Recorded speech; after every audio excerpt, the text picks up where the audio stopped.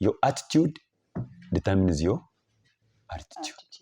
So if your attitude, you're someone who is not interested in some, if you have a negative attitude about things, then you will not.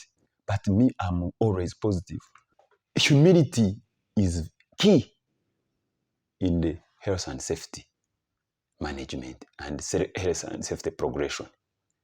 When you have a don't care attitude, then people will die. Because you believe, so you will not be a safety person. You will not, if you only care about your own people and you don't care about the others, because that means that is not humility.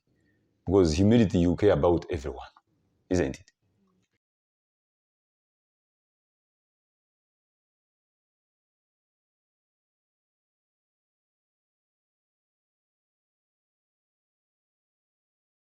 So today we are delving into the world of occupational safety and health.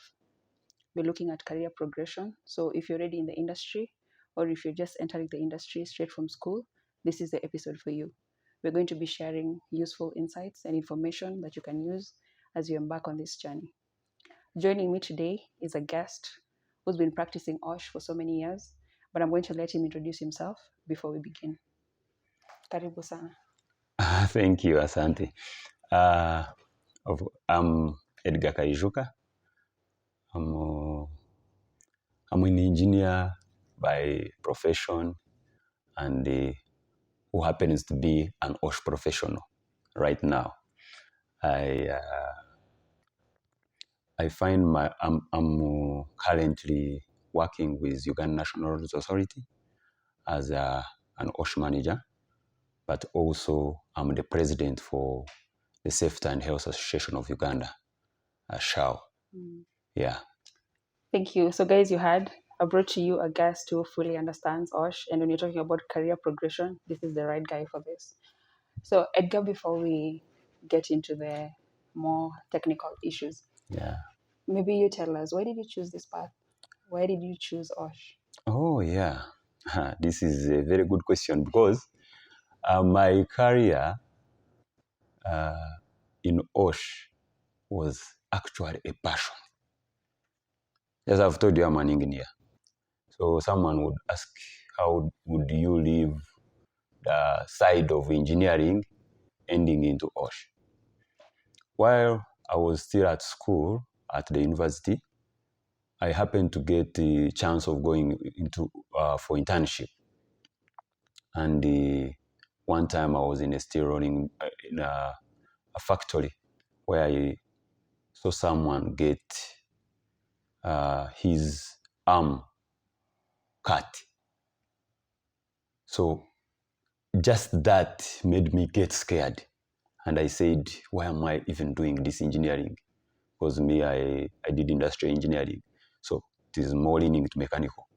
So I felt like someone shouldn't be going through such.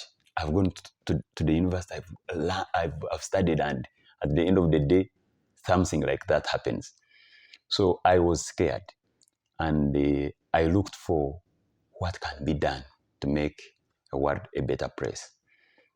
So during my final year research, I actually looked at part of it, how I can improve systems for better safety in the workplace. That was improving occupational health and safety in a rolling mill, in a steel rolling mill. And of course, putting engineering systems in place, be able to. So that was my project. And of course, I finished campus, I went and I was employed as an engineer. Actually, for this case, I was a production engineer in some factory. And all were going on well, but I did not like what I was doing as an engineer. Something was still telling me this is not your. So I got a chance to join oil and gas, where in oil and gas safety is a key, and I got converted into a safety person. So since then, I looked forward at learning more and getting more information and be able to improve myself as regards to the career in health and safety. So you can see I actually wasn't in safety from the start. I like that. I like that. OSH professionals, we have very unique stories for why we're in this field. Yours is very interesting. So Edgar, let's just go into the even more interesting part of this conversation. Um, let's talk about OSH itself, first of all, because remember, our target is not just the seasoned professionals. Yeah. We're also looking at maybe someone is in high school who wants to go to university and they're considering, why would I study OSH? So maybe you tell us first, what is OSH? Why is it important? I know you've mentioned some of it Yeah. from the incident that you witnessed. So what is OSH? Why is it Yeah. important? Yeah. When people talk about OSH, anyway, what is OSH? OSH means occupational health and safety. That is in full.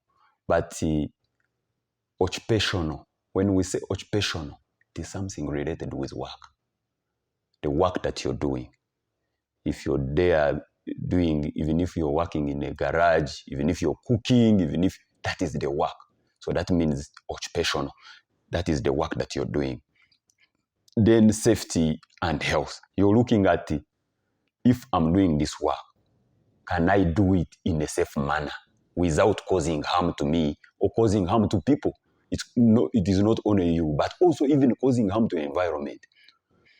Then health is the aspect of the well-being. You get it? You're looking at the well-being while doing work. It is possible that I can do work and from work I contract a disease that can it can affect my health. You get it? So there comes in now, that's why it is called occupational safety and health. That is how it comes in. So someone who is out there, when you talk about OSH, they be asking, what is that? So it is simply that, ensuring you have a safe working environment so that you guarantee the safety and the well-being of workers. So, okay, Edgar, thank you for that. But what are the skills really? We have the soft skills, and then we have the hard skills. Mm. What skills should I, work on if I really want to be good at this OSH profession?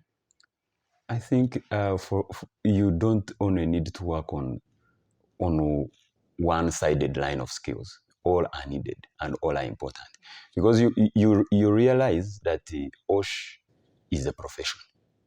So it being a profession, for you to progress in it, as we are talking about career progression, people, some are students, others are already there, but they need to increase to know their knowledge should increase, their experience needs to be enhanced and everything so that they can reach to their potentials where they feel they want to be.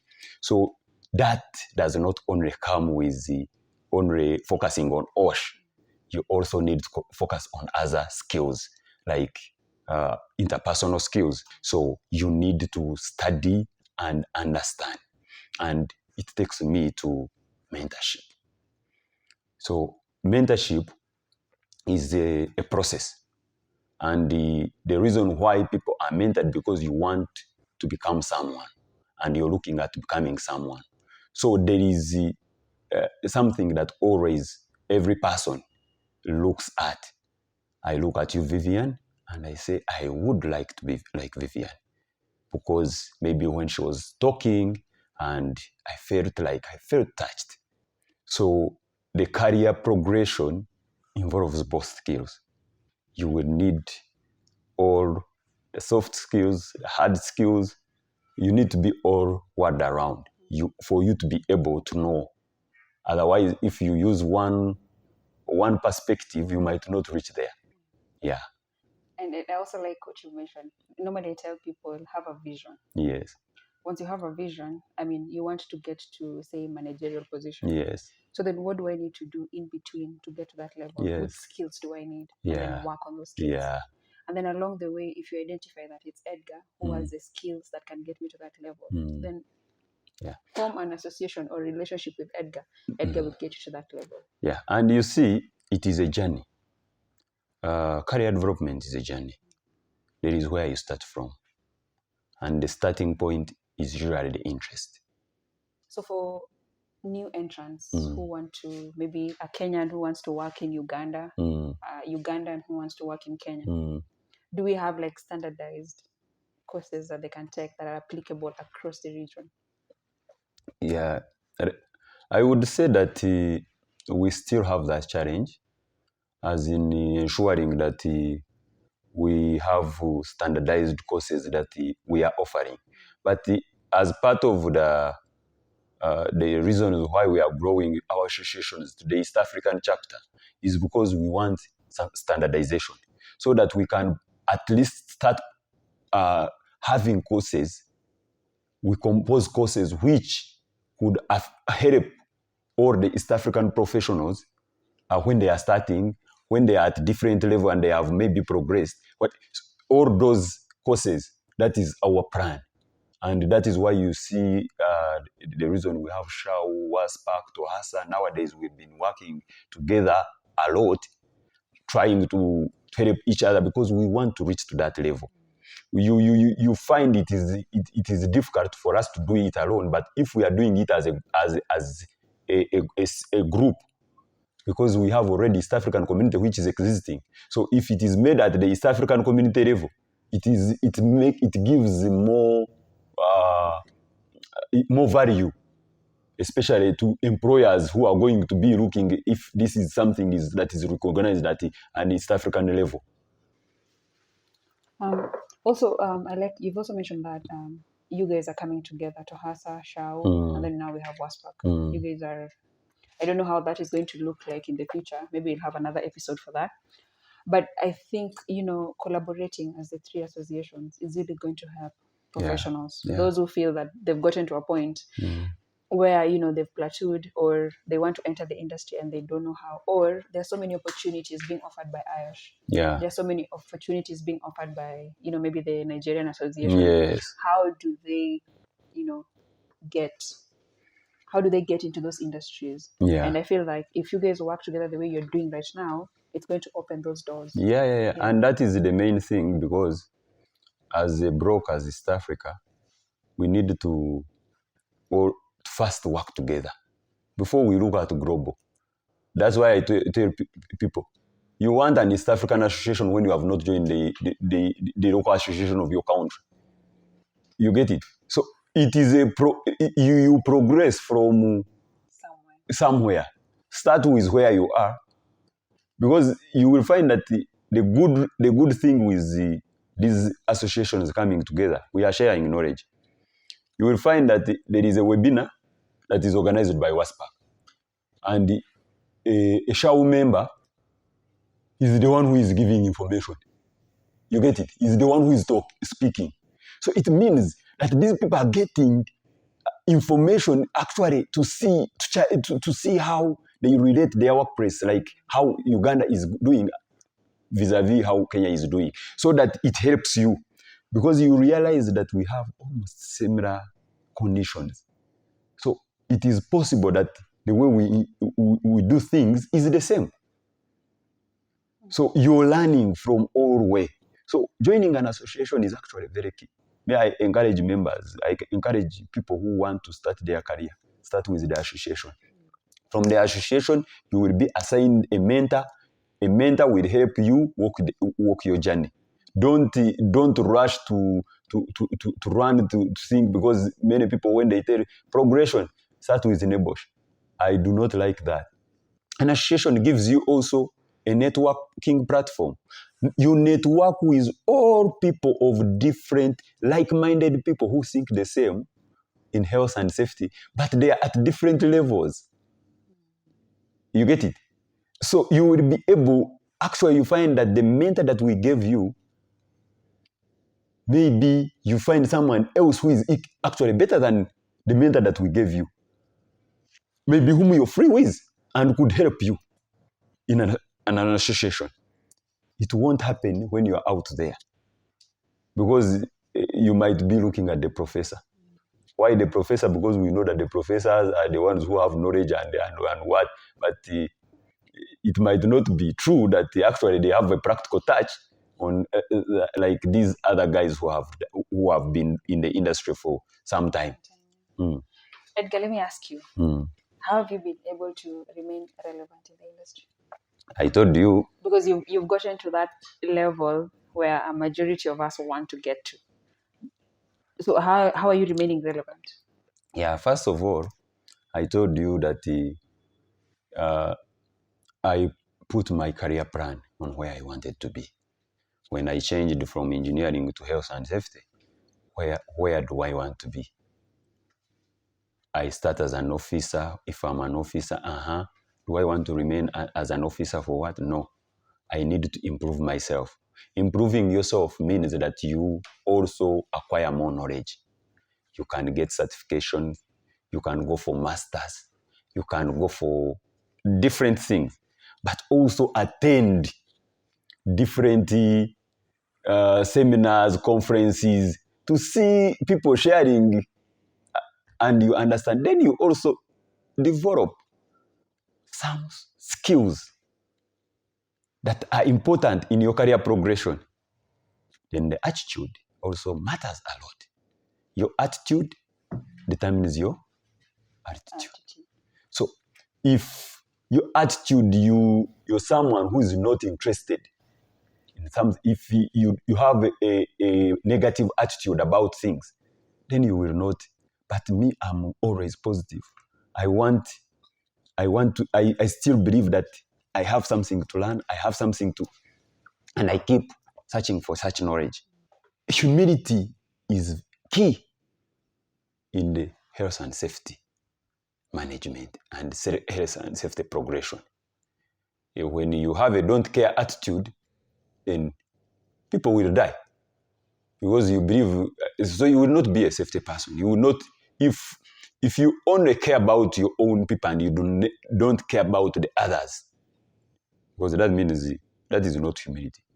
Because humility, you care about everyone, isn't it? So it makes a difference. Me, whenever something happens and I'm in there, it is an OSH challenge, I ask myself, for example, if a person died, I say now, what if now it was my brother? What if it was my sister? What if it was my son? What if it was my neighbor? What if you get it? You're bringing it to that, you're consuming it to that level, that it is coming to you that actually this same thing that has happened to this person can happen to me, to someone who is close to me, and how would it impact me and how does it feel? That is a key thing that you need to have, and it changes a lot in your progression. Edgar, Yes, let's please. talk about job search strategies. Which ones are there? Oh, yeah. Job search, it's now the talk that is everywhere because of the way how our education system is. It has made us become job seekers rather than being job creators. But that notwithstanding, in your job search, there is a lot of competition out there. So as an OSH professional, if you want to stand out, there should be some key skills, competencies that you have better than the others. And this goes to what I talked about earlier, the CV. How does your CV interest me? That I actually consider you for the first time to call you for an interview. On many occasions, my dear, you find that many people put in CVs and they keep complaining. I have seen it on different groups that I'm in. But these guys never call us. These guys never what? What does it mean? It means that your CV is not either worth it and you cannot be selected. So you need to first improve your CV. When I read your CV, the first page should tell me who you are and what you're able to offer me. One thing, I need to see what is his career path. What does he stand for, aspire for? Secondly, I need to see what you have achieved. What have you done as you? Then the third part, I will look at the the other things, the education and what that you have. You get it? Because what you have achieved would prompt me to go into what did he study for him to achieve this? What, you get it? Because you realize that the world is moving very fast. If you are not having a good CV, a CV that can speak for itself, then you're likely not to be hired. You will be left out. You need also to be focused on what exactly you want. But when you get knowledge in OSH, it does not only restrict you to become a job seeker. You can also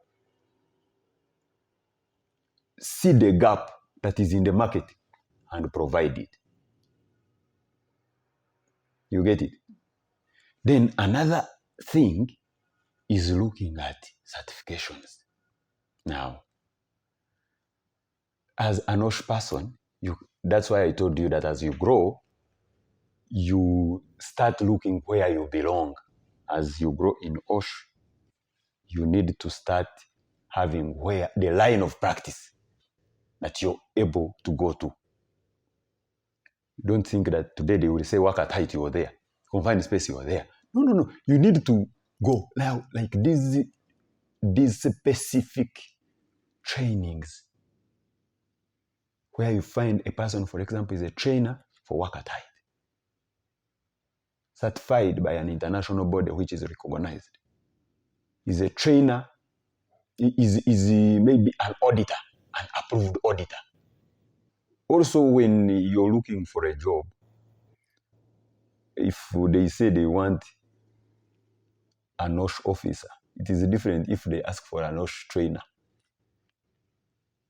It is different if they say they want an OSH auditor. So you need to know where you belong.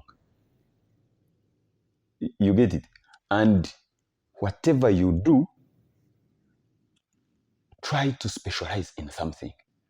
If you don't specialize, you end up going everywhere and you will find you are actually at the same level for the whole of most of your career, because you have not changed. You have not moved from one place to another. You are not trying to specialize into something. That's why you see even people who are doing PhD, you have to specialize in something. You cannot do the whole of OSH. OSH is actually big, very big.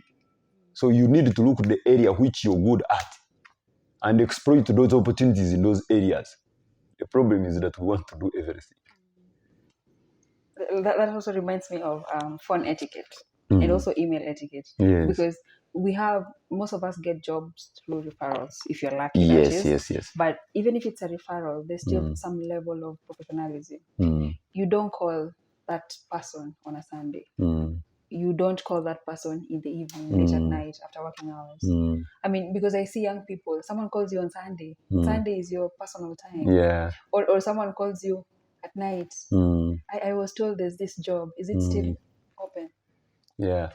But also, you see, sometimes in this job search, if you're like in an association and you're active, you're known, when opportunities come, actually, people look at you. That is also a strategy, because you're selling yourself. You sell yourself of what you know. What do you call it? Social capital? Yeah, that is social capital. Yes. Because when a job like this comes, I remember Vivian talked about this. I say, Vivian, are you available for this job? I will not just go into, because I've seen someone who is passionate about it.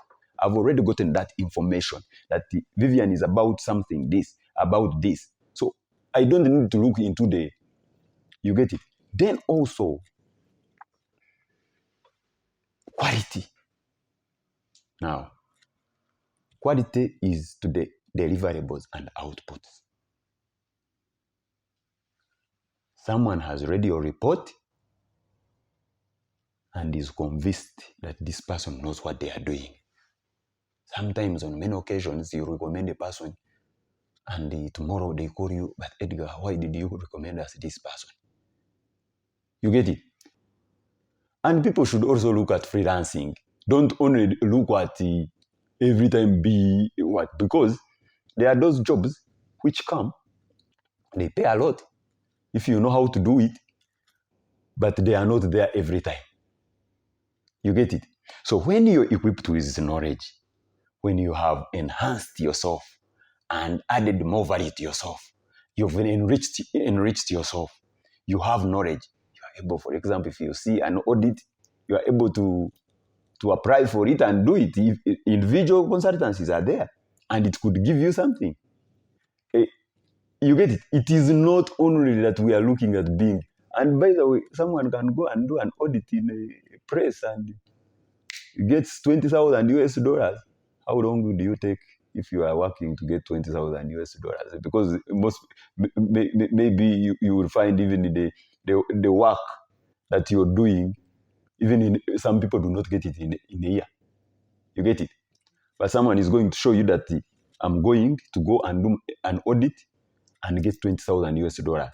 I do another one, I get 10K. I get another one, I get 30K USDs. To me, a person who has been employed and earning, for example, 3 million Uganda shillings or 150 Kenya shillings, even if it is 200, I'm better than them at the end of the year. You get it? So let's not only look at being employed, but also we can create opportunities. We can create opportunities. So those are the key things. Your CV can sell you. Your report can sell you. Your networks and your participation in the networks can sell you. If you have opportunities, do freelancing. If you can and you can manage, go and start business. You're better. Those are all opportunities. I've not told anyone to go and be employed only. No, he hasn't. Yeah. Edgar, thank you for that. We appreciate the knowledge that's been shared. Maybe a parting shot to all the OSH professionals out there. You remember when you started out, you said you're a seasoned OSH professionals or you're just entering the industry. Yeah. This podcast was dedicated to you. Yeah. So I want Edgar, a parting shot. Yeah.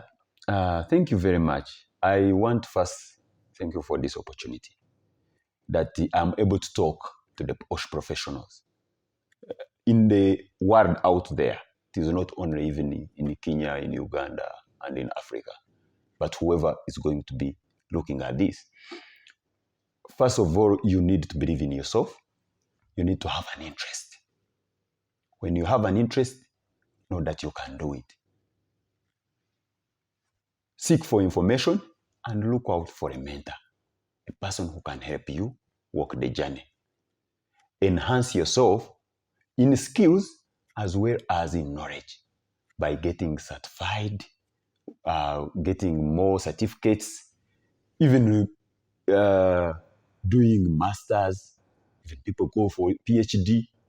But as long as it is within the line that you like and what, get certificates about leadership, start becoming part of conferences. When you see conferences asking for abstracts, write an abstract, go and present. It gives you confidence when you talk to people.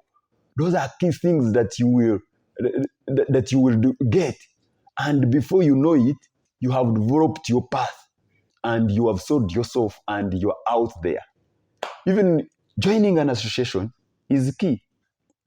Join the association, be part of the association. When they are doing activities, make sure you are part of their activities so that people can see you. And before you know it, opportunities will be coming. So to me, an OSH professional has all these chances of all the opportunities if you put yourself out there and you make relevance out of you, because you need to be relevant to people that you're talking to. You need to sell yourself. You need to be competent and you need to be positive in what you're doing. Don't think that you're going to walk through the journey without hurdles, that you will not find problems. You're going to find them. The whole thing is knowing that a problem has come. If it is a knowledge gap, yes, you do not know, and first accept that you do not know. That is the way you will be able to learn. Keep moving on. Do research. get more knowledge, get updated with the updates in the laws and everything, international standards. Understand, get more updated information. There is technology that is coming, artificial intelligence. You need to be updated or else you will be left out, you will be outdated. So you need to keep yourself relevant. Keep researching, keep reading. As a professional, data is a key. You need to create data, develop data, keep data, and also use data for research for you to be able to improve yourself and improve the world. Together, when we are doing that, we shall make this world a safer place. I thank you. Thank you very much.